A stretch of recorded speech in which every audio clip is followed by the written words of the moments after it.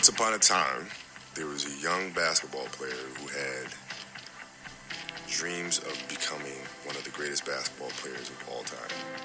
My name is Kobe Bryant. I'm 17 years old.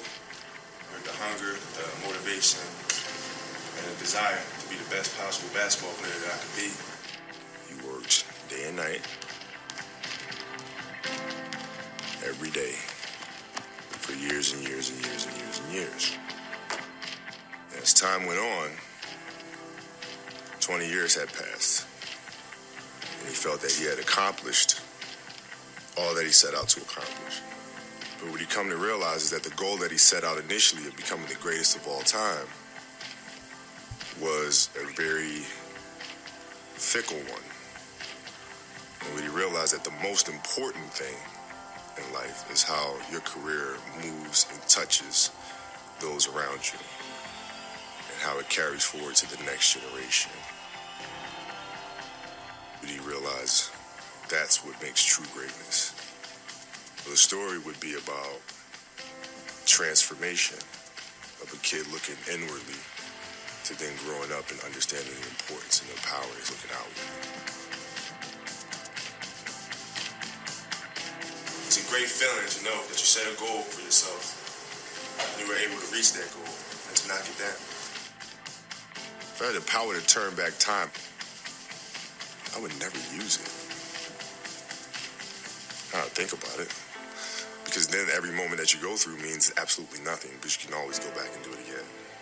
So it loses its flavor, it loses its beauty. When things are final and you know moments won't ever come again. To be able to have the power to go back and re-experience those things it's silly to me. When you take that jersey off for the final time, how do you think you're going to feel? Very at peace with it, and I'm very thankful, for the 20 years that I've had, and ready to go.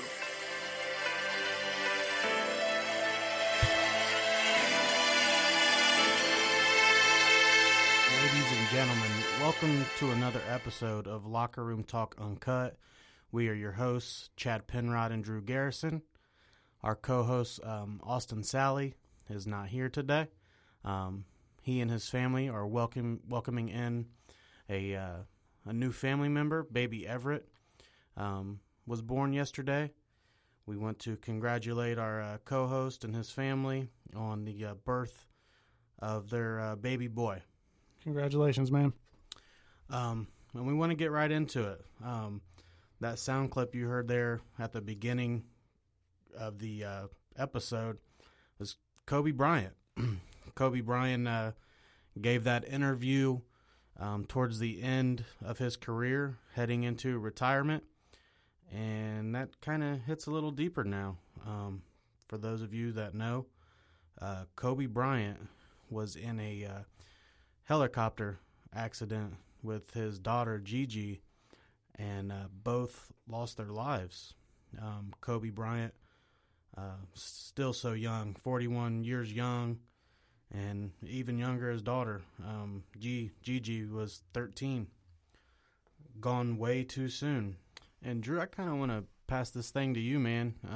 You're a Lakers fan. Kobe Bryant was your favorite player. And I know this kind of hits hard for you. So the floor is yours. Yeah, man. First and foremost, in that tragedy, Kobe Bryant is the focal point. His daughter's the focal point. That we've seen all the media attention, and it's what affects me the most as well. But I think we'd be wrong if we didn't send our thoughts and prayers to the families of the 7 other victims in the crash. Some of Kobe's daughter's teammates on the way to a camp, and I believe there was a game that Kobe was going to coach in. So thoughts, prayers, and well wishes go out to anybody affected by that. From Kobe to everybody else involved. Man, this one hurt, and I usually do a pretty good job of a famous person has passed away, but I don't know that person, so it doesn't really hit me too hard. But man, like you said leading in, this is the reason I'm a Lakers fan. It's him. I played basketball as a kid, as a lot of young kids do, but I gravitated to him in the early 2000s. It's kind of, I guess you could say it's a bandwagon thing, but at the time I was a kid and, we didn't have cable at my mom's house, but I was always able to catch Kobe and the Lakers on the ABC Sunday Showcase. They were almost always on. Right at the height of the three-peat and the dynasty, that was the only team I could watch, and I gravitated to Kobe more than Shaq. Loved Shaq, but gravitated to Kobe more. And then I spent my entire life from then on watching, reading about Kobe, the birth of social media. You get a closer look at him, trials, tribulations. He came into the league at 17 years old, man. He grew up in front of cameras. And when I got the news, actually Tyler Barnhart, we gave him a shout out as a Chiefs fan. He's a big LeBron guy, and he texted me, "Rip Kobe," and I honestly thought he was fucking with me about LeBron passing Kobe. And I'm like, whatever. And he's like, "No, for real." I was like, what the fuck are you talking about? He's like, TMZ. So I go to TMZ.com. I look and I see the preview that says, Kobe Bryant dead in a helicopter crash, and I go to click the link and it won't load. Like, I think their site got flooded. And at the time, I'm actually at my girlfriend's mom's house, and I just can't, focus on the conversation going on. I was like, I'm sorry, this is, really, really messing with me. And then the reports start coming in, and one of the things that I don't like about how it happened is, all four of his children were there. People didn't know that. People weren't worried about being correct in their reporting. Right. They were worried about being first. And, to the families that were all affected, I don't like that. But I instantly, I've never felt that amount of sadness of a person passing away that I've never met, that I've never known.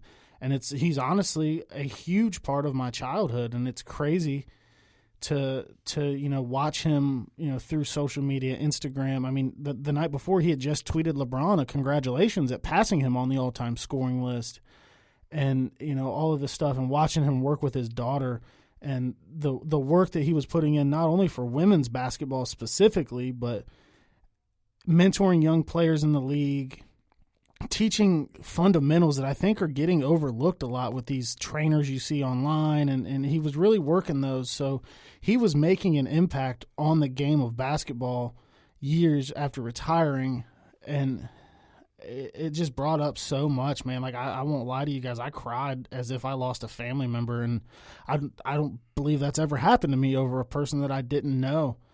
And so I left, my girlfriend's mom's house. We kind of took off, and I had been at the mall a couple weeks earlier. I've got, a purple number 24 jersey, a white number 24 jersey. I've had them all for years. They're older. And a few weeks prior, I was at the mall and I saw a new Nike white number 8 Kobe jersey. And I was like, man, I'm going to buy that. And then I talked myself out of it, $120. I don't know. And as soon as we left there, I was like, I'm going to go to the mall and see if they're still there, because the news was very, very fresh.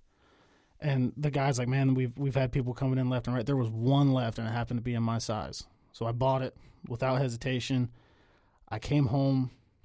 I put on ESPN. I think ESPN 2 is where they had the most coverage, because the Pro Bowl was going on, and people's reflections, new news coming out about it, and it was rough, and I'm shocked at that because I've never met this man. And I kind of want to touch back to that for when the news dropped. Obviously, myself and probably millions more are on Twitter, and we're refreshing and refresh. Is this true? Is this true? I made her drive when we left. I was like, I can't drive. And you see, what I seen that bugged me the most was so much fake news, so many fake tweets.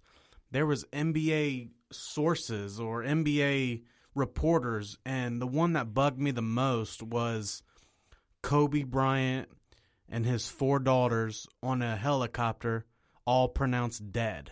Yeah, that's fucking terrible. Pronounced dead means somebody has pronounced them dead. And I mean, it's bad enough that he lost his life, But with his daughter losing hers, I have a 14-year-old and she was 13, and I can just only imagine what Vanessa and the other 3 little girls are going through, man. I mean, one just born in June, and they lost a dad, a husband, and a sister and a daughter.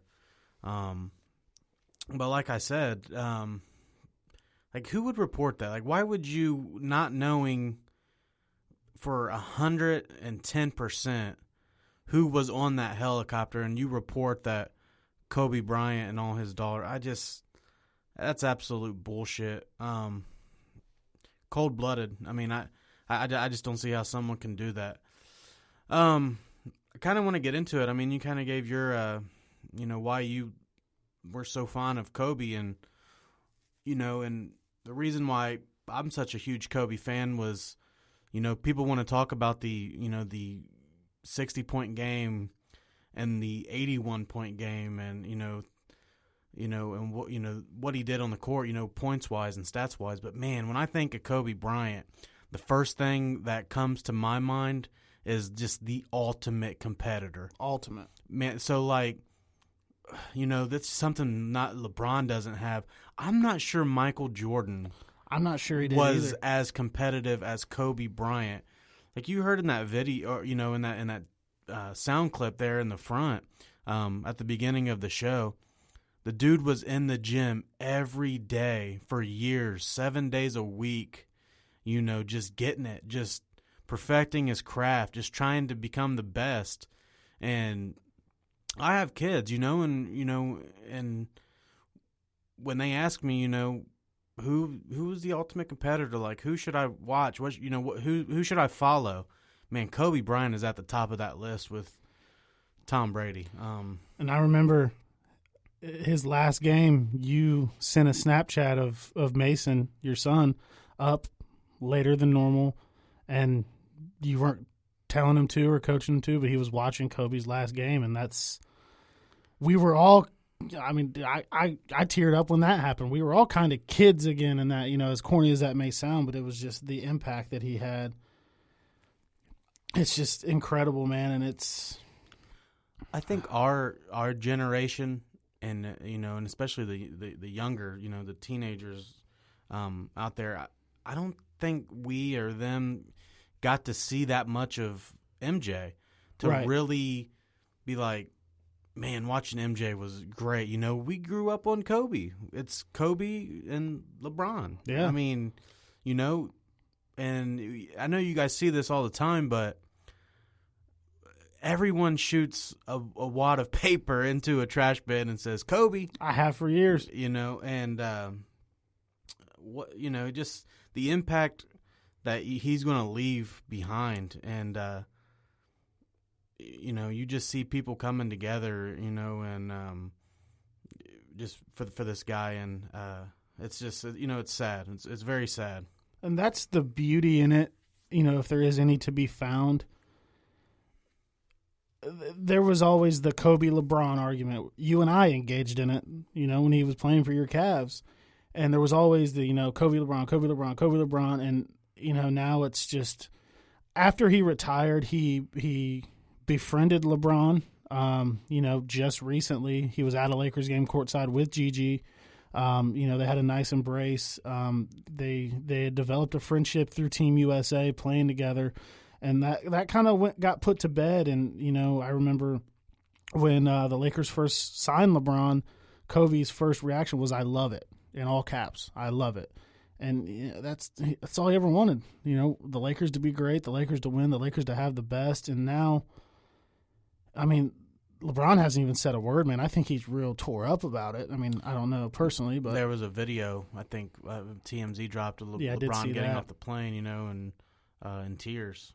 So yeah, I think it's hitting LeBron really hard, but the person I think that it's hitting the most, man, is Kyrie Irving. I mean, those guys, player wise, yeah. Players wise, if you go back and you look at Kobe on one of the late night shows, they talk about, what player would you say you're closest with? And he says Kyrie. When Kyrie got the news, he was at Madison Square Garden getting ready for a game against the Knicks, and left. Yeah, he went home. That's the thing with the NBA too. Why are you making those guys play yesterday? They should have canceled games, and we just found out before we started that the Lakers and Clippers will be postponed on Tuesday. I have mixed feelings on that. The Clippers have already played a game, but I understand for the grief of the Lakers organization. I mean, top to bottom, man, he had his hands all over it. Part of me is like, okay, Kobe would want him to go out there and play, but on the other hand, I'm like, okay, I get it.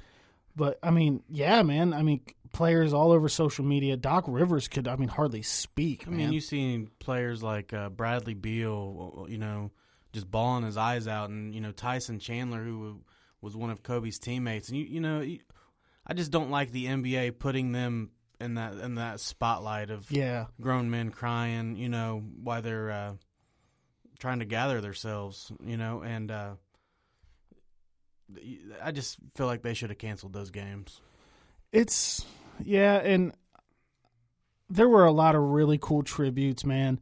Teams letting the shot clock run down for 24, teams taking backcourt violations for 8. Trae Young came out and started the game in a number 8 jersey. A lot of really cool tributes, a lot of really cool messages on their shoes. A lot of really cool things that, they did have to play the game, and they honored him very well.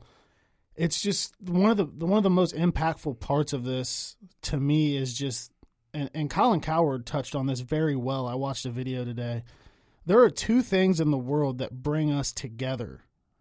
It's not politics. It's not, sports unifies people. Even if you have teams that hate each other, I work with 2 Pittsburgh Steelers fans, and we hate the Steelers and they hate the Bengals, and we give each other shit all the time. But, I mean, I think you're similar to me in the regard of, I'm out in public. I don't know you. I don't want to talk to you.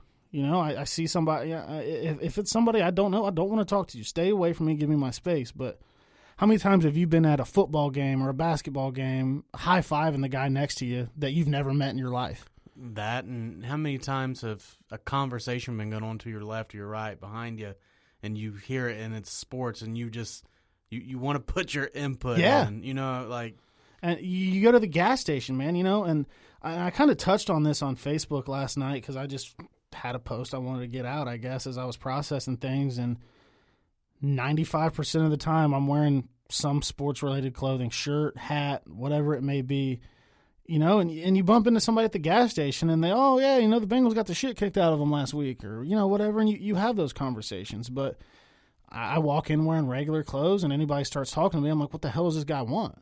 But sports just breaks it down instantly. I'll talk to anybody about sports.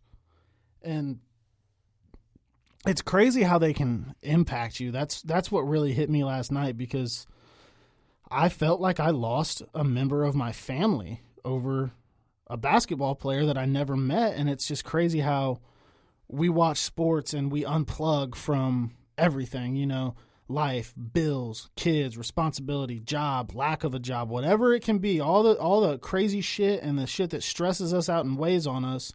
When we turn on that basketball game, or we turn on that football game, or we even start a conversation about sports, everything else goes away. Very true. It can be a saving grace. You and I are both coaches. We found a lot of joy in coaching the game. And that's another thing. When I go to football practice, I'm not thinking about my bills, my job, my argument with whoever. And it can bring everybody together and bring you so much joy. But, man, this is the first time where it's like, holy shit, sports can hurt, Definitely. I've seen the Bengals drop big games, and it stings and it sucks. But this person that I spent, nearly 20 years of my own life, because he came in the league in 96. I was still pretty little. I wasn't fully tuned into sports like that yet. And now I watched him win championships and beat the Celtics, the Lakers-Celtics rivalry. I watched him win one without Shaq for the first time, and all of these things. And it's just some of the greatest sports memories you can have is your team winning a championship. And he did that with broken fingers and bum ankles and bad knees. And he wouldn't play unless his body actually told him he couldn't. The man snapped his Achilles tendon, got up, made 2 free throws, and walked himself off the court. And it's just one of those polarizing, captivating icons that we hear about in sports. And if you're not a sports fan, you don't get it. Right. You know, people that don't like sports, and I've seen some really tasteless things going around on social media, but you don't get it. And we become attached to these people. You know, we watch his kids grow up. Yeah.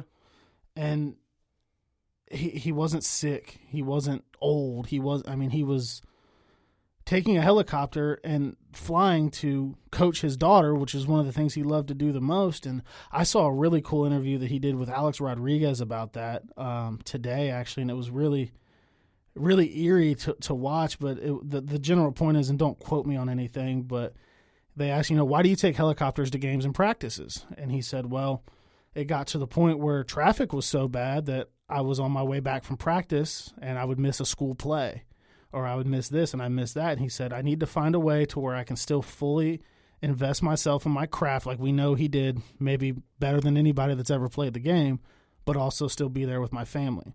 So I can get from point A to point B in 15 minutes on a helicopter and go pick my kids up from school. And he said that his wife was like, well, don't worry, I can pick them up. He's like, no, I want that. I go on road trips. There's times I don't see him. I want that.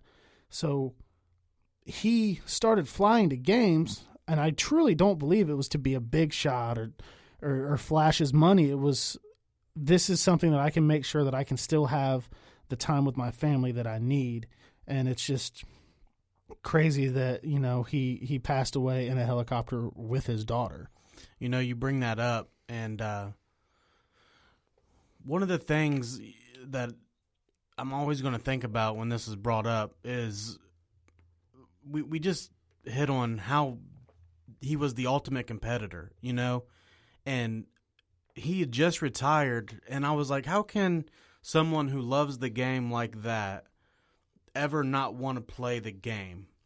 But he found his second life after basketball, and you could tell when he was at these games with his daughter and with his wife, and that he was just at peace. Like, yeah. He just was a family man now, you know? And, you know, the last video they had was him and Gigi sitting courtside, and he's just breaking down the game to her. That's an incredible video, man. And it was cool when we first saw it, but now it's like, oh, my God, that really hits. And there was another time he was on The Late Show, and he brings up talking about I love this. How, I don't know, his friends or whoever said, you know, hey, you need to have a boy, you know, to follow in your footsteps. And Gigi would snap at that person, hey, I'm going to be the next star, you know. I got this. And Kobe believed that.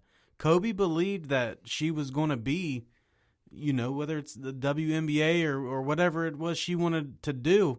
And he had her back. There's so many videos of him practicing with her and just helping her become great at basketball. And who else to be your teacher than your dad, who is Kobe Bryant?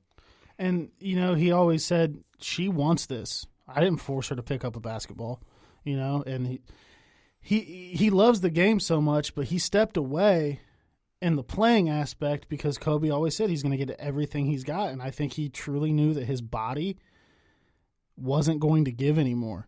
I think a part of it was him wanting to leave the Lakers in a good place because it got a little nasty there, you know, in the mid-2000s where he said he wanted out and you know, they go get Pau Gasol, they get him what he needs, and he stays a Laker for life. But a lot of the time you don't think about that, you know, until, okay, he stepped away, but it's like he's calm, he's at peace. His Mamba Out speech at the end of his last game really showed that. And, you know, they said, okay, LeBron's here, man. You've had a year off. You ready to get back into it? And he's like, not a chance in hell. He's doing what he wanted to do. And it's heartbreaking, man. Like, it really is. Like, I still see a video or see a highlight or see a tweet and I just get choked up. And I'm not afraid to admit that, man, because sports mean that much to me. I mean, we have a fucking room in my basement so we can sit here and talk sports. I just wanted to bring up something here that I seen it being tossed around Facebook today. But I was actually going to bring this up before it got tossed around Facebook a lot. And I was thinking back on Kobe, and I was like, man, what is my favorite Kobe quote? Right. You know, and there's so much that Kobe said, and you can go on YouTube and find so many interviews. And, man, not only was he great at basketball, but dude, we were talking about this before the show started. He would murder interviews. Have you hyped up? Just so determined, man. And and that just goes back to, hey, this is what I want my kids to see if they're ever in sports or Absolutely. if they're ever doing anything in life, and that they ever feel like they can't do it. This is the kind of things I want to watch. I want them to watch. But the quote reads this, and Kobe actually said this. It says, "I have nothing in common with lazy people who blame others for their lack of success. Great things come from hard work and perseverance. No excuses." And that's Kobe. That is Kobe Bryant to a T. He didn't never give excuses. Like you said, was injured so much, and it was never towards the end of his career. He was injured a lot, but it was never an excuse. The man never used it as an excuse, and he got back in the gym and he healed and he got back out on the court. Anti-load management. I mean, unless he literally could not drag himself out on the court, he was there. It's just so hard to put into words because you think of so many things, you've seen so many things, you get reminded of so many things, and it's just I don't know if I'll ever connect to a basketball player that way again because that's my childhood. I'm a grown man now. I'm 28 years old. Right. Do I like LeBron because he's a Laker? Yeah, but he's not Kobe. He's LeBron, but he's on Kobe's team. Right. And a lot of people feel that way. And I stay with the Lakers. I'm not a player movement guy where I switch teams based on a guy. But to be honest with you, if Kobe had left the Lakers, I think it was 2007. If Kobe had left the Lakers, I might have. And maybe I'd look at that player movement fandom a little bit differently. Sports can have such a big impact, man. They can do so much good and sometimes bad for you, but I love it, man. Like I really do. Like there's nothing to love more than this. And unfortunately, this is just one of the very dark times that being such a big fan can bring you to. And this isn't a knock at LeBron by any means because times have definitely changed. But as you've seen with Mike, those guys never switched teams. Right. If you wanted to play with Kobe, you were coming to L.A. They didn't build I mean, don't get me wrong. There was times with. Who was it? Karl Malone and Shaq. They tried the super team thing. It didn't work. But yeah, Kobe was a Laker for life. And that's the way it should have been. Two numbers hanging in Staples Center forever. And the NBA need to retire both of those numbers, by the way. And there's a very good argument for that. And Mark Cuban, something very, very cool, said a Dallas Maverick will never wear 24 again. An ambassador to the game, too. It would be wrong to not talk about the impact that he had in Asia. I mean, you've seen the NBA over the last 15 years or so explode globally. David Stern, who recently has passed, had a lot to do with that. And Kobe was very active in Asia, going over there, doing events. There's Kobe jerseys everywhere. He was a huge part. I'm not going to say it was all him because LeBron has been a huge part in that as well. But he had a very, very big part in the globalization of basketball, and he always embraced that. He embraced other countries. I mean, I watched an interview today where he answered the whole question in Spanish without missing a beat. He was worldly. He wanted to understand everything, and he took that into after his career. I mean, he's an NBA player that won an Oscar, for Dear Basketball, which was his short film about his retirement and announcing his retirement. So he was relentless in everything. I mean, Body Armor is blowing up, man. Kobe started that. He's outside of that. He's still got shoes releasing from Nike, post retirement. He's had his handprints all over the game, and it's just it's hard, man. Like it really hits me to a point that I didn't think I could feel about a person I didn't know. It's mind blowing. And Kobe, man. If you ever do hear this somehow, some way, you've impacted millions and millions of lives, man, and we thank you for that. And thinking about, that we want your guys' thoughts on that too. Once we post this up, comment, tell us your favorite Kobe memories, tell us your favorite things about Kobe. The best thing we can do for Kobe's legacy is never let it die, and I truly don't think we will. Getting into my favorite Kobe memory, there are a ton, man. There's the 81-point game. There's 61 at Madison Square Garden. There's snapping his Achilles, making his free throws and walking off. There's game winners and so many things that flash through my mind, man. But those 2010 NBA Finals against the Celtics, the Lakers' hated rival, Kobe's got, a broken pinky, I think, or a broken ring finger on his shooting hand, going up against those Kevin Garnett, Ray Allen, Rondo Celtics after losing to him in 08. That's probably my favorite memory, man, because he just took over that series, dominated it, and that was Kobe. That was Kobe, and I'm with you. There's so many Kobe memories, and as you know, I like the Lakers. I'm a Cavs fan, but I never disliked the Lakers. You always had a side of you that wanted the Lakers to do well if the Cavs weren't. And with that being said, coming into the year, I wanted absolutely nothing more than the Lakers to fall flat on their face this year.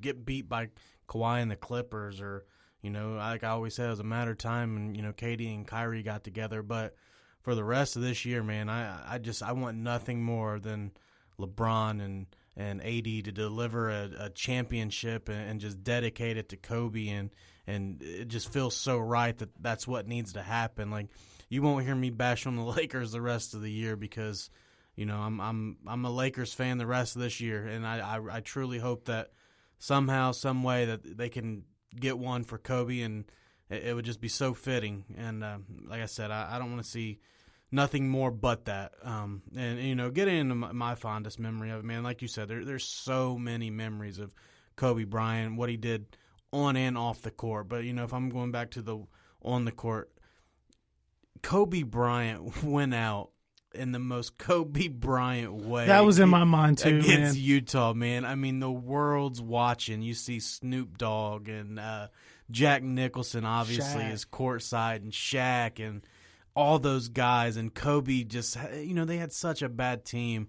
And he just delivers, man. Was it 60 points? 60 points. 60 points. Kobe puts the team on his back one last time. For a win. One last time against the Utah Jazz, and just takes over. Like you said in 2010, man, Kobe just took over, and that's what he did that game, and went out in the most Kobe Bryant way possible. And I don't think people that watch that will never forget that game, because that's Kobe Bryant to a T. That's what he did. That was the Mamba, man. That was the mentality he had. That's the mentality he had. Hey, get on, boys, get on my back. We're gonna win this thing. And they're replaying that tonight. We're recording this on a Monday night. They're replaying his last game tonight on ESPN at 9:00, and I'm going to watch it as if it was the first time. I've got videos saved on my phone from that day, and that was up there too. The Celtics finals, though, man, that was like peak Kobe. That and one thing that I did see online that I really want to advocate for now more than ever, just because sports-wise, I've never had a sports icon or one of my sports heroes die, and somebody on this level. And it's, okay, I saw a picture, and it was Jordan with his arm around Kobe and LeBron. Yeah. And it said, let's stop comparing, just appreciate.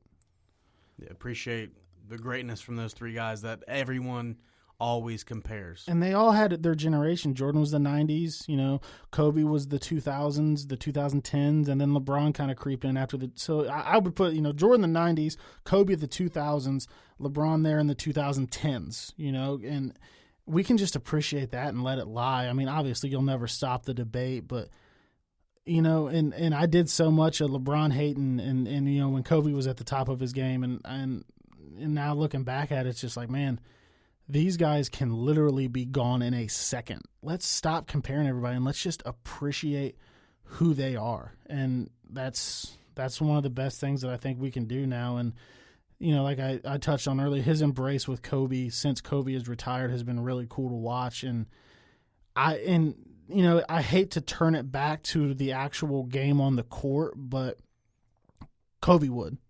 Kobe would focus on basketball at a time like this. And definitely.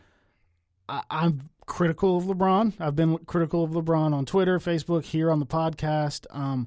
something about it, man, and maybe it's the fan in me, maybe it's me trying to find the silver lining. Part of me thinks that LeBron might just go ape shit, man, and really he might win one for Kobe. I hope he does. I get that feeling, and there's guys like Iggy that, okay, maybe he wants to be a part of that, and there's so many things that he touched so many people. If you're not rooting for a team that's contending for a playoff spot, if you're a Cavs fan or a team that has no shot to win, and that's no offense, I think most of the world's going to be on the Laker train. Oh, yeah. Get ready at least for the rest of this year. That bandwagon is about to be full. and the bandwagon is open. I speak for all Laker fans. We are welcoming all of that because the support and seeing how many people truly appreciate one of the greatest players to ever pick up the game has been one of the coolest parts about this. I could talk about this for hours. I'm sure you could too. Some of our personal views and impacts and things that Kobe has done, for us. But we can transition into, some other topics. It's not, something that we can really put into words. And I couldn't even sit in here and think about, what are we going to talk about Kobe? I was like, dude, we just got to cut these mics on like we always do and just wing this and that. And I think that's where you get the most organic. So we can transition into, some other topics. Before we do, if you don't mind, Jay Williams said it the best, man. That was amazing. When he cursed on ESPN, and we just want to put that back out there. And, if you have a family member or you have a good friend, man, let that shit go. Absolutely. And let that shit go, man. If there's one thing that it shows you with, Kobe and his daughter just dying suddenly, man. Tomorrow's never promised. No matter how much money you have, no matter who you are, how big of a hero you are, that could easily be me tomorrow on the way to work, and I would hate for me and you to have some stupid argument and be mad at each other and then find out something tragic happened to us, let alone anybody else in your life. So Jay Williams was very candid, and I liked that, unfiltered, and that's true, man. Let that shit go. So R.I.P. Kobe Bryant, man. Kobe Bean. You're going to be missed by millions. But let's transition this, let's kind of move on here a little bit. Drew, I asked you a question, and I'm going to get your take here in a second, and then I'm going to give you mine as well. But, hey, this is one big to me that I really want to hear feedback from everyone that follows us on social media. Okay. I asked Drew this question, and actually I asked it to Austin too, and maybe we can get Austin's answers on our next episode this coming Thursday. Drew, do you remember the question? I asked you, I said... we talk about so damn much every day, dude. I asked you, I said, if you could have one player from your division, and I'm talking NFL, who would the player be and why? One person from each team or one person from the division? One person from each team. So okay. I'm a Browns fan. You're a Bengals fan. So we're talking AFC North. We're talking Browns, Bengals, Ravens, Steelers. What person off each team would you want and why? And let's start with the team. Let's start with the team that me and you fucking hate. Let's go to Pittsburgh. What Steelers player do you want? They're an older team. So if we're thinking in terms of building a team, that could go any way, but I'll just look at it generally. And he's young, but I from a Steeler, Devin Bush. Reasoning, obviously, I'm a big Michigan fan. The Bengals were going to draft him. Oh, yeah, most definitely. And Pittsburgh traded up and stole him. They stole someone the year before that. Wasn't it like Artie Burns or? No, we got William Jackson. Oh, and they had to settle for Artie Burns. Artie, like you guys did with the center. Well, that was okay. Price. Billy Price wasn't okay. Us stealing William Jackson from the Steelers was okay. So my reasoning behind that is obviously the Michigan fandom, the fact that I thought the Bengals were going to draft him. But looking at team need, the Bengals need linebackers. They need fast linebackers. They need linebackers that can cover. They need a Devin Bush. Definitely. And I think for me, that would be the one guy if I could log into Madden and trade him to Make the one Bengals trade. and make it real, it would probably be Devin Bush. You know, they've got a lot of talent there, but I'm not taking Ben. I fucking hate that guy. As good as he is, they don't really have that stuff. I mean, Juju would probably be second, but if I'm looking at, you know, actual needs of the Bengals right now, Devin Bush is my guy. So for you as a Browns fan, who would you take? So I'm torn between two. Okay. Browns fans knows, and anybody that watched the Browns, Baker got hit a lot.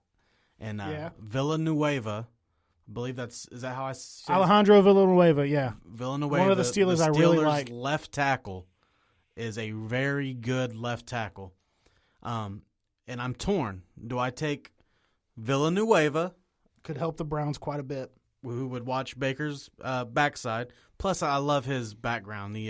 Was he Army military guy? serve in the And military, you know, he's just an all-out football player. So it's between Villanueva and I know I said just one, but like I said, I'm torn. The other one is Minkah Fitzpatrick. Yeah. Minkah, and God, if you go back on my Twitter, you see me just give the Steelers so Rip much 'em. shit. I did too. For giving up a first-round pick for Minkah Fitzpatrick, who totally changed their defense, man. Yeah. Oh, yeah. And we got into this discussion, you and I in Austin, and we talked about how the safety position has all of a sudden become so important, having Crucial. that center fielder out there, that ball hawk who just comes out of nowhere and either lays the hit that makes the receiver or tight end drop the ball or just picks off that ball. I mean, and Minkah, like I said, man, just revamped that entire fumbles, fucking picks. defense. So how many touchdowns? 3 or 4 touchdowns? I think he scored, 3 or 4. And had the Bengals not have Jesse Bates, who's off of his second year, been pretty impressive. Not Minkah level by any means, but been good. He would have been up there for me as well. But man, that very well. I mean, I think, what did they finish? Did they finish 8-8 or was it 7-9? The Steelers, Yeah. believe the Steelers were 8-8. Yeah, they had an 8-8 record. Yeah, because they were behind the Titans. But they may be a 4-win team without that guy. Yeah, they were off at the beginning of the season when Ben went down, and the defense didn't even look that good. Yeah. And they go and get Minkah, and the defense totally changes. Yeah, so for the Browns too, I could see that. And you tell me the Bengals can go get Minkah right now, I'm going to be all for it. But you know, team need and some homerism, some Michigan connection to Devin Bush. I see him slotting into the Bengals defense right now and making a huge impact. So that would be my pick. Minkah, another very good one. Those are probably the two best young talents on that team. You know, Juju's good. Juju to me, and I know they had a bad quarterback problem there. Pretty much 2 third stringer. Mason Rudolph sucks. Terrible. And Duck, come on, get real. Yeah, get the fuck out of here. Juju he didn't look like a number 1 receiver to me. I know Pittsburgh fans will argue that, and I just think his role is a really good number 2 receiver. Yeah, it's easy to put up the numbers he put up that first year when Antonio Brown's on the other side of the field. Exactly, getting all the attention, and you're getting constant one-on-ones. Right. So that's good. So let's Baltimore. Let's go to Baltimore. Yeah, let's switch down here. You go ahead and go first on this one. You're a Browns fan. You can have one player from Baltimore. Who is it? And this could be good. You probably aren't going to expect this, but I'm going to build that secondary up just because I see what San Francisco's doing. So I'm going to put Minkah back there, and I'm going to I already have Denzel. I'm going to go with who I think is the best cornerback in all of the NFL, Marlon Humphreys. You know, he doesn't get a lot of talk. He's overshadowed. He like you said, he doesn't get a lot of attention, but man, that guy will lock down a number 1 receiver. And when they added Marcus Peters to the other side, and Marcus Peters pretty much got to settle on that second receiver, that secondary became fucking they got good, man. And I think a lot of people was like, oh, come on, Lamar Jackson, Lamar this, and like on the last episode, Lamar's great, but I haven't seen enough of Baker yet. I got a good season and I got a bad season, and I'm not giving up on Baker yet. So I'm going on the defensive side of the ball. And I was real close to saying Mark Andrews because we talked about it with Kittle and Travis Kelce. A tight end is huge, in the NFL. But if I can have Denzel Ward on one side, Minka, the ball hawk in the back, and Marlon Humphreys on the other side, I like my chances on that secondary. And Marlon Humphrey's a guy that you don't hear talked about a lot, but corner is one of those positions where if you're not a loudmouth, a Richard Sherman, a Darrell Revis, if you're a guy that kind of just grabs his lunch pail and goes to work, you don't get talked about a lot, but it's a good thing. Exactly. Because you're not talking about the guy getting burnt. I mean, his stats, he had three interceptions this year, 2 forced fumbles, 3 fumble recoveries. I mean, he's getting the ball back in their hands. But you don't talk about him because he's not an expressive guy. But there's 2 positions that I think in the NFL, if nobody knows your name, it's probably pretty good, and that's corner and long snapper. The long snapper doesn't get talked about unless he fucking snaps up. So that's another really good one. So, I'm taking Marlon Humphreys. Who you got? Who you got over there in Baltimore? That one's kind of tough for me. I think the easy choice is Lamar. You're about to get Burrow. But we talked about on the last episode that, so I wouldn't do that. Marlon Humphrey is a good one. The Bengals could use an upgrade over Drake Kirkpatrick. That's a good one. I almost it's weird because he's older, but Earl Thomas, man, he's battled injuries, but the tenacity he brings to the back end of a secondary, the ball play, the ball hawking skills that he has are a little underrated, but he still gets it. I'm surprised you would do that because if you're letting me build a team right now, I'll take Jesse Bates over Earl Thomas just on age alone. Yeah, Earl's more of the strong safety than the free safety that Bates plays, and Sean Williams is serviceable at the strong safety position, and run support he's pretty good. He gets burned a lot in coverage, and he gets hurt every game like 3 times, but he's never actually hurt. Never hurt. I don't know if he needs some air. I don't know if he wants a playoff to get some We've Gatorade talked about this or some for 2 water. years. But next year, listen, Bengals fans, if Sean Williams is still on your team, count how many times a game he gets injured, but he isn't injured. He's back in like 2 plays. I don't know. I don't know what it is with that guy, but the guy is always hurt but not hurt. So Earl's. I mean, he's up there, but I don't know. I think he could bring a toughness to it. There's none of the receivers that Hollywood Brown. Mark Andrews is really good. Mark Ingram's older, so that's a little bit tough. That's a weird team because they're built, and we hit on this when Austin was in, I believe, on the last episode. They're built a certain way for them. There's not a lot of those players that I think you can plug and play on other teams, and they're going to have the same result. And we're not throwing shade at Lamar here. Obviously, no, he's the MVP, but the Bengals are going to get Burrow. We're only in year 3 of Baker Mayfield. The Bengals are locked in on Burrow. We're still locked in on Baker. This is just who would we want to build our team as is right now? Who could we add? So I'm gonna go to your team, and I know you have a team, but I guess if you have one player you have to keep, the Bengals. If you look at that 53-man roster and you have to break it apart, and you say, all right, we're doing this big ass fantasy draft type bullshit. You get to keep one player, GM Drew, for your Cincinnati Bengals. Who are you keeping? Joe Burrow. Oh, already on the roster. Okay. That's tough. The fan in me and the deep attachment I have to that team wants me to say AJ Green, just because he's been the consummate pro, and they're in a real life situation where he's going to play there. He's going to either be franchised or get a deal, but he's getting older. He's had issues staying on the field. So Joe Mixon, I think Mixon is the guy. I thought you might go there. The guy you have to keep. Another one I put in the running is Tyler Boyd. He's shouldered the burden with AJ being out, with Ryan Finley, and put up good numbers when Jeff Driscoll played after Dalton got hurt. Last season, he's up there. But one thing that I noticed a lot this year in interviews and social media clips and Twitter and all that stuff was Mixon was a huge part of keeping that team together. I saw some things that he had put on like an Instagram story that made me think that maybe he wanted to leave kind of early on in the season. But reporters have said this, teammates have said it. I think he was a big part of what kept that team together, because as bad as they were, they never quit. They fought. I mean, they almost completed one of the most historic comebacks in NFL history against the Dolphins, which they are the Dolphins, and we didn't want to win that game. But they never quit.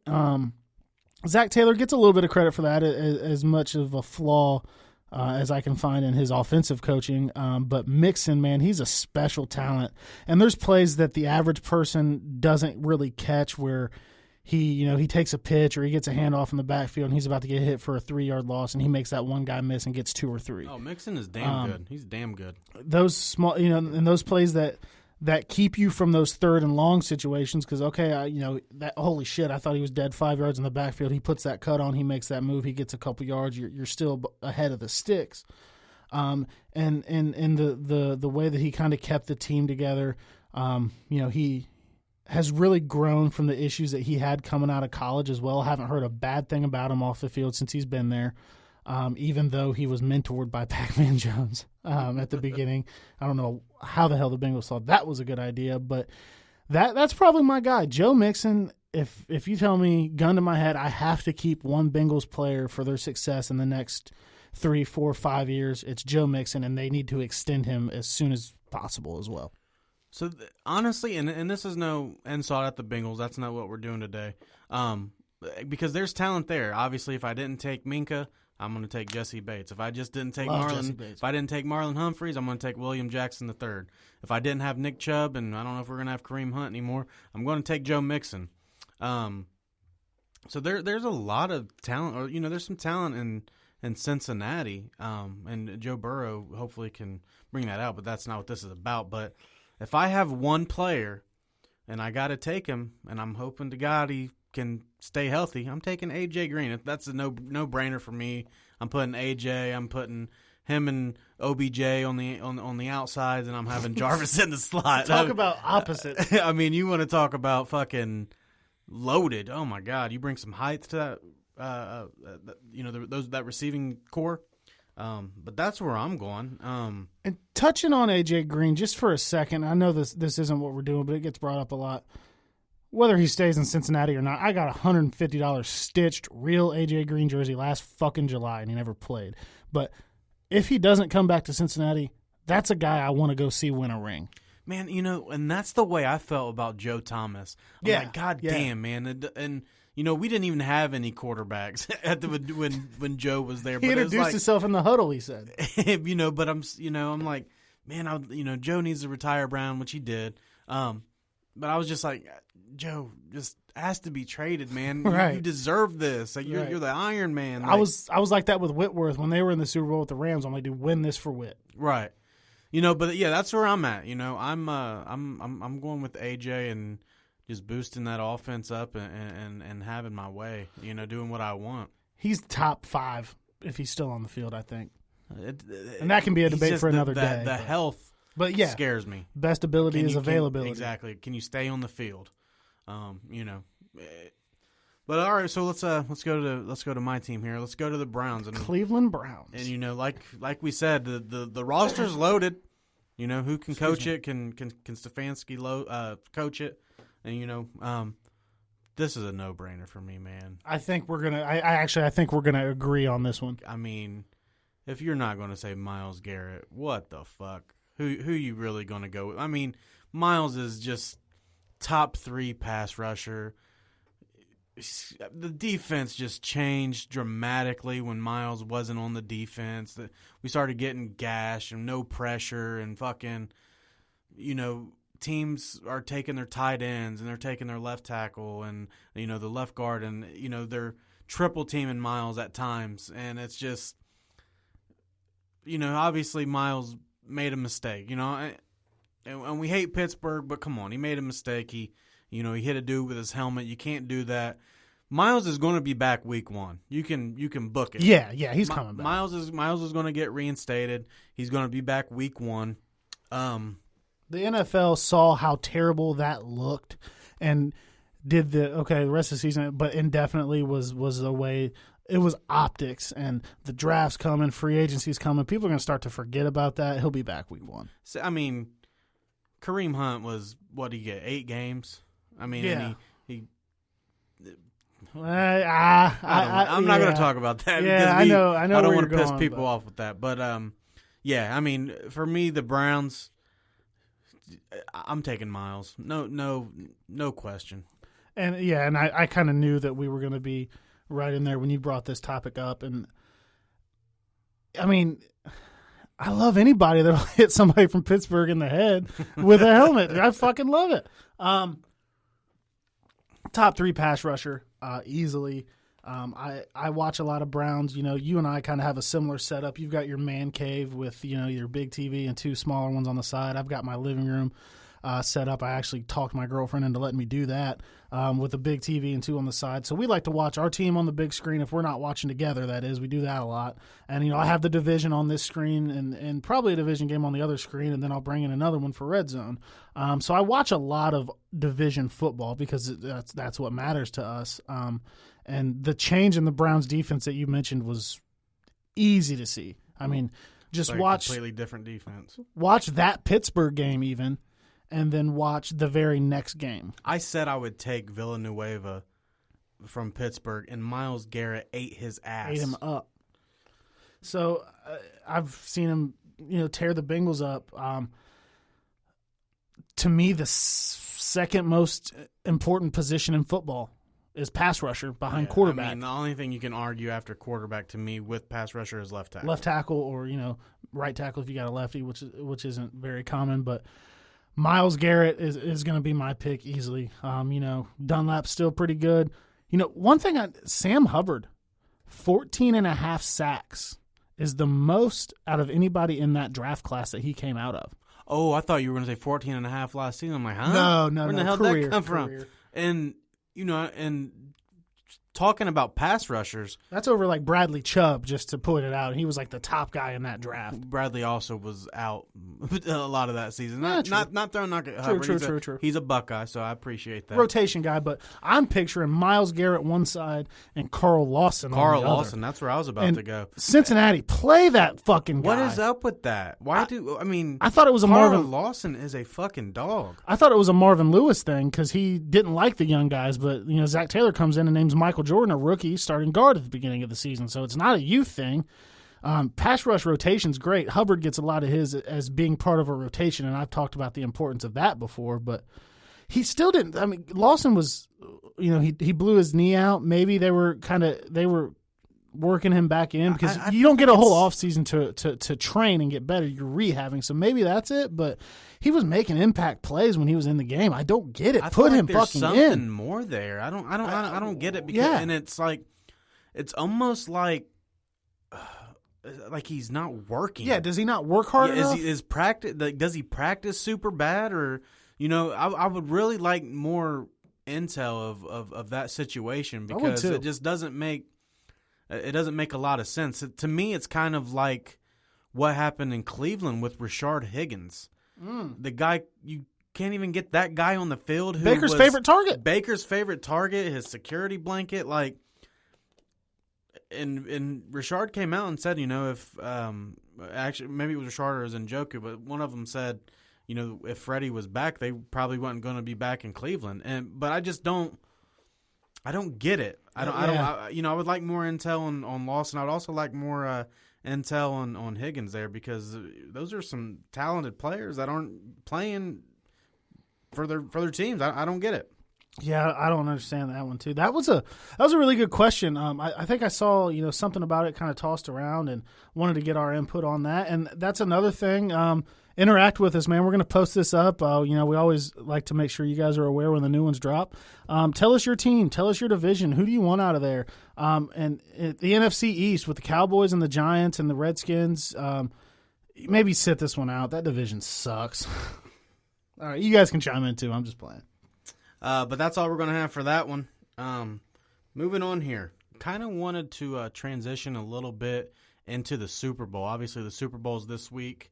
Don't want to talk about it too much. Austin should be back on Thursday, and that's going to be a big part of Thursday's podcast. But one of the things that we were all talking about here today is right now the spread is the Kansas City Chiefs -2. Yeah, so kind of a neutral. Like usually the home team gets like 3, so it's neutral side. I don't know, but that was interesting. I thought they were going to have the Chiefs with a little bit more of a cushion. I seen an article today, and it said that a lot of the top NFL executives thinks that the Kansas City Chiefs are going to run away with this game. Pretty much beat up pretty good on the 49ers. Yeah. I don't see that at all. I don't either. I see a great competitive game that's going to come down. It's going to come down to quarterback play, which I think most big games do. And that's, where some people might find an edge one way or the other, but also the running game. The running game's big in the postseason, so you can see it both ways. I don't anticipate a blowout by either side. I anticipate a game that keeps us locked in and engaged throughout. And I think we'll get more into our firm predictions and what we think is going to happen on Thursday's episode. So I don't want to go into that too much. Chiefs are one of the most high-powered offenses in the league, and the 49ers have one of the best pass-stopping defenses in the league just based off their pass rush alone. Yeah, and I don't want to give my prediction. I won't give that prediction until Thursday, and I'm not trying to go one way or the other, but I will say this. If I see a blowout coming, say for some odd reason this Super Bowl is a blowout, I think the 49ers are more likely to blow out the Chiefs than the Chiefs are to blow out the 49ers. Just because you've seen it so many times from the Niners with, the Packers and other teams. Because if the 49ers get the run game going, the Chiefs are fucked. Yeah. Because Kyle Shanahan is not gonna give up on it like he did when he was with Atlanta. I think he learned his lesson on that. But yeah, like I said, I don't see a blowout coming either way. But if there is a blowout, I think it's more likely that the 49ers blow out the Chiefs. Just on the fact that they can dominate the game, keep Tyreek, keep Travis Kelce, keep Pat Mahomes on the sideline. If there's a blowout, I'm kind of with you. I think if there's a blowout, it's going to be a shocking 49er blowout. And what do you do during blowouts? You dominate, and how do you dominate the game? You dominate with defense. Which check mark towards the 49ers, and the run game. Don't get me wrong, I would probably take Damian Williams over the running backs that Mostert, the 49ers have. But I'm taking Kyle Shanahan's a run zone scheme that he has over anything. Yeah. Oh, yeah, because look at what it did. I mean, if there is a blowout, I'm with you. It's going to be the Niners blowing them out, and I think that would shock a lot of people. I don't see it happening, but if it were to be, that would be it. I just can't believe if that article's true. I mean, I don't know the source on that. I just seen top NFL execs think that if there's a blowout that the Chiefs are going to blow them out, and I just don't see that. Don't get me wrong. We've said over and over and over again how quick the Chiefs can put up points, but you're dealing with an entirely different animal with that 49ers defense. Like, they are the real deal. Yeah, and that's not a prediction or anything as to who's going to win. I could see either team winning right now. I'm going to have to kind of look at, and I like to come in here informed, before Thursday, look at some more stats, look at some more info, check a few injuries out, see kind of how things are going before I form like my formal prediction for you guys, where, we will be including you with that. We can actually announce that we're doing a Roosters gift card giveaway. So tune in with us. We'll have more that. details on that and exactly, how you can win that. Obviously we had Troy Krigler won the Frickers one, but the people have spoken. Drew don't like it. And, get the fuck out of here, dude! I got Frickers to go the other day, and it fucking sucked. Oh, no, awful, dude. I'm with you now. Frickers to go does suck. I got it probably a week ago, and it I don't know if it's the containers, I don't know if it's the food, I don't know what. It's not good, but fresh Frickers over Roosters all day, any fucking day of the week. I don't care how many people voted. I don't care how many times I've had this discussion Roosters with people. almost doubled up Frickers, dude.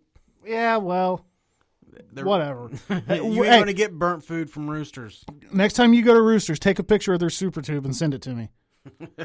Hey, that's the one thing I get Frickers. If I'm Beer prices? if I'm drinking a beer and I want to watch a UFC fight and I don't want to buy it, I'm definitely going to Frickers for that. But food wise, We went off on a tangent there, but food wise, I Roosters gotta killing speak. them. You're wrong. You're wrong. But okay. yeah, so just wanted to give that to you guys again. So we are going to have another giveaway. It's going to be a Roosters gift card. We want everybody involved. We'll have more details on Thursday of exactly how you can win that gift card, and we'll post it up. We'll give this one a couple days. We'll have a post on how you can win that card, but it's definitely going to do with the Super Bowl and being right about something. We like competition. We want to know who either is lucky or who knows their shit. And if you like competition as well and you want to compete in that to win, don't be scared to share our page with your friends. Have them like it. Have them get involved in the conversation. Don't try to keep it a secret and ring it. All right, let's get as many people as we can involved and win it fair and square. Don't hide it. Don't not have people get in because you want a better shot. Let's have some fun with it. Let's compete. You never know. You get a buddy that gets on there and likes the page, and he might buy you some fucking chicken wings, people. Yeah, and you don't have to enjoy them because they will be from Roosters. But I'll stop. So that's kind of what we're looking at, for the Super Bowl coming up. Expect a lot more on it Thursday, like we have said. Austin should be back in here with us. That's kind of a fluid situation. Anybody that has a child probably knows. I actually don't know. So it's a fluid situation. We really appreciate you guys tuning in today. Kind of a weird episode, a somber episode. I'm not my normal self making as many jokes or yelling because I'm down, man. It hurts. So we appreciate that. And tune back in on Thursday. We'll be back in here. As always, get with us. You want to come in and give us your Super Bowl prediction?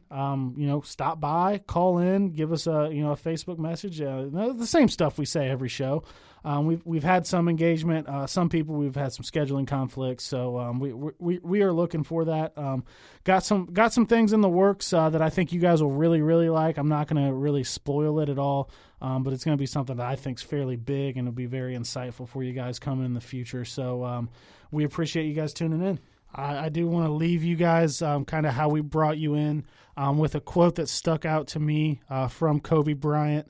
And I think it kind of applies to things outside of sports. It can be, parenthood, your job, hobbies, passions, whatever it is. But the quote reads, "I have self-doubt. I have insecurity. I have fear of failure. I have nights when I show up at the arena and I'm like, my back hurts, my feet hurt, my knees hurt. I don't have it. I just want to chill." We all have self-doubt. You don't deny it, but you also don't capitulate to it. You embrace it.